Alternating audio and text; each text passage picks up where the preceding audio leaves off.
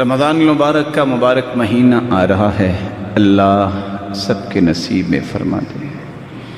ان مبارک گھڑیوں کو ہر ایک کی زندگی میں لکھ دے جو یہاں بیٹھے ہیں، جو سن رہے ہیں۔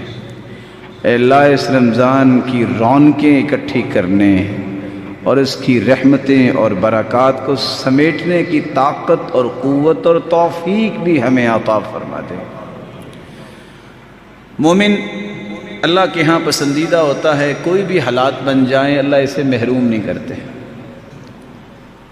کون سے حالات؟ ہو سکتا ہے رمضان جیسی عظیم نعمت پہ بھی اگر کوئی ایسا نظام سامنے آئے کہ تراویح نہیں پڑھنی، ایسا نظام سامنے آئے کہ کوئی تراویح نہ پڑھے، تو مومن کو اس میں بھی کوئی پریشانی نہیں ہوتی۔ انسان اپنی جتنی طاقت ہے اس کے مطابق کام کرتا ہے، اسی کا ہی اللہ نے حساب لینا ہے۔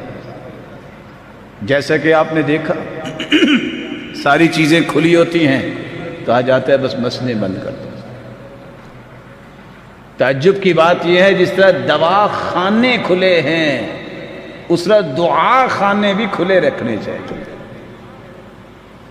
جس طرح جسمانی ہاسپٹل کھلے ہیں اس طرح روحانی ہاسپٹل بھی تو کھلے رکھنے چاہیے۔ یہ کتنی دانش کی بات ہے کہ جہاں سے مجھے بندوں کے بنائے ہوئے کیپسول اور گولیاں ملیں وہ تو میں کھول کے رکھوں، لائنیں لگی ہوں۔ جہاں میرے خالق نے شفا اتارنی ہے، جس کو شفا بنایا ہے نماز جیسے سجدوں جیسی چیزوں کو، اس کو میں بند کر دوں۔ اصل بات یہ ہے، یہاں دو باتیں سمجھنے والی ہیں جو میں آپ کی خدمت میں پیش کرتا ہوں۔ مومن کا عقیدہ اور منہج کیا ہونا چاہیے؟ 1400 سال کی تاریخ ہمارے سامنے ہے، طاعون بھی آئی، طرح طرح کی بیماریاں۔ اگر آپ البدایہ والنہایہ ابن کثیر کی پڑھ لیں، اللہ کی قسم آپ 2 صفحے پڑھ کے اس کو آگے جاری نہیں رکھ سکتے۔ ایسی ایسی وبائیں آئیں۔ 449 کے اندر جب وبا آئی ہے مصر میں، صرف وبا نہیں تھی، بھوک بھی ساتھ تھی، لوگوں کے پاس کھانے کو کچھ نہیں تھا۔ میرے ذرا الفاظ پہ غور کیجئے گا جو کتاب لکھ رہی ہے، جو امام ابن کثیر لکھ رہے ہیں۔ بھوک اتنی تھی کہ انہوں نے مردار کھانے شروع کر دے، کتے کھانے شروع کر دیے، انہوں نے قبروں سے مردے نکالے، حتی اکلوا بعضهم بعضا، اور مضبوط لوگ کمزور لوگوں کو کھانا شروع ہو گئے۔ وبائیں تو آتی رہی ہے، لیکن 1400 سال کی تاریخ یہ ہے کہ کسی نے مسجد بند نہیں کروائی۔ لیکن مسلمان کا یہ عقیدہ ہے، اگر اسلامی حکومت اور حاکم وقت اس بات کا کہہ دے تو پھر مسلمان کو ماننا چاہیے۔ پھر وہ گناہ رعایا سے اٹھ جاتا ہے، اس کو اطاعت کرنی ہے، اس کو بات ماننی ہے، پھر تصادم نہیں ہوتا۔ اس لیے رسول اکرم صلی اللہ علیہ وآلہ وسلم کے صحابہ کی زندگی میں بھی یہ طاعون کی بیماری پھیلی، اور آپ نے پچھلے سے پچھلے جمعے میں بھی سنا تھا کہ طاعون کی جب بیماری آئی، عمر کے زمانے میں بھی آئی، 25,000 صحابہ اس طاعون کی بیماری میں شہید ہو گئے۔ اور عبداللہ بن زبیر کے زمانے میں جب آئے تو 3 دن تسلسل کے ساتھ 70,000 لوگ مرے۔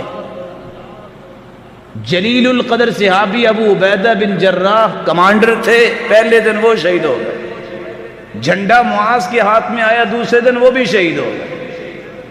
جھنڈا سعد کے ہاتھ میں آیا، عمر بن عاص کے ہاتھ میں آیا، انہوں نے اعلان کر دیا کہ یہاں سے دوڑ کے پہاڑوں کی طرف چلے جاؤ۔ تدبیر اختیار کی۔ تو احتیاط کرنا یہ سنت ہے، لیکن یہ ذہن بنا لینا کہ یہ بندے سے میرا ہاتھ ملے گا تو میں مر جاؤں گا، یہ عقیدہ جاہلوں کا ہوا کرتا تھا، یہ مسلمانوں کا عقیدہ نہیں ہے۔ احتیاط کرنا سنت ہے۔ جس کو کوڑ کی بیماری لگی تھی، اللہ کے رسول کے پاس بیعت کرنے آیا، اور بیعت ہاتھ پہ ہاتھ رکھ کے ہوتی ہے، لیکن آپ صلی اللہ علیہ وسلم نے اس سے مصافحہ نہیں کیا، کہا تیری بیعت ہم نے لے لی، صحیح مسلم کی روایت ہے، تم چلے جاؤ، تیری بیعت ہمیں قبول ہے۔